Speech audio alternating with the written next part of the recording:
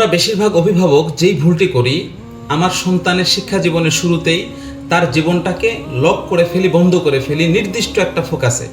আমি সিদ্ধান্ত নিয়ে ফেলি যে আমার সন্তান হাফেজ হবে, আলেম হবে, অথবা ডাক্তার হবে, অথবা ইঞ্জিনিয়ার হবে।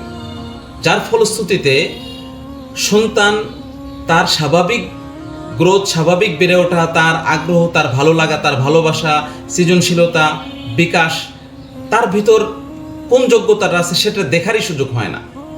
নির্দিষ্ট একটি ধাঁচে, নির্দিষ্ট একটি পদ্ধতির মধ্যে বন্ধ হয়ে যায়, বিকল্প কোনো চিন্তা থাকে না।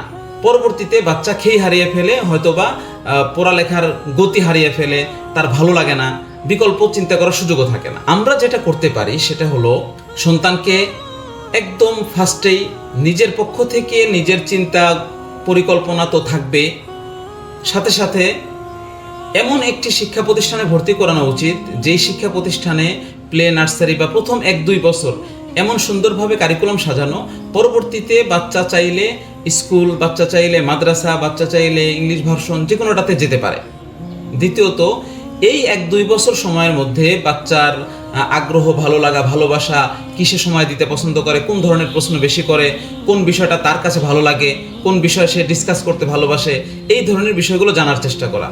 এবং সাথে সাথে আমি নিজেও বাংলাদেশের প্রেক্ষাপটে বাংলাদেশের পড়ালেখা, কারিকুলাম, শিক্ষা ব্যবস্থা, বাচ্চার ফিউচারে বাচ্চাকে কোন ধরনের পড়ালেখা দিলে সে পৃথিবীতে সার্ভ করতে পারে, লিডিং লেভেলে আসতে পারবে, তার ইনকাম সোর্স হালালভাবে করতে পারবে এবং ধর্মীয় জ্ঞানটাও ভালোভাবে পাবে, এই বিষয় সম্পর্কে আমিও কিছু জ্ঞান লাভ করি।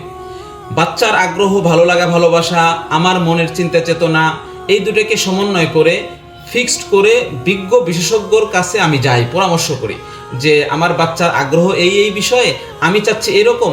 এবার সমন্বয় করে নির্দিষ্ট কথার কথা, যদি ব্যাপারটা ফাইনাল হয় যে সে হিফজ করতে পারবে বা ভালো আলেম হতে পারবে, তাহলে আমি নিজে আলেম না হলে, নিজে ভালো হাফেজ না হলে, ভালো একজন হাফেজ, ভালো একজন আলেমের কাছে যাই এবং পরবর্তী জীবনের পদক্ষেপগুলো সুন্দরভাবে সুচারুরূপে পরামর্শ নেই।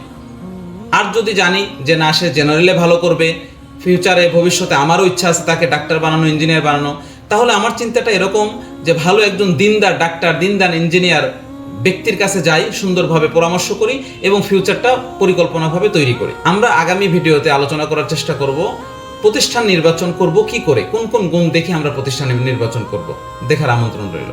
আসসালামু আলাইকুম ওয়া রাহমাতুল্লাহ।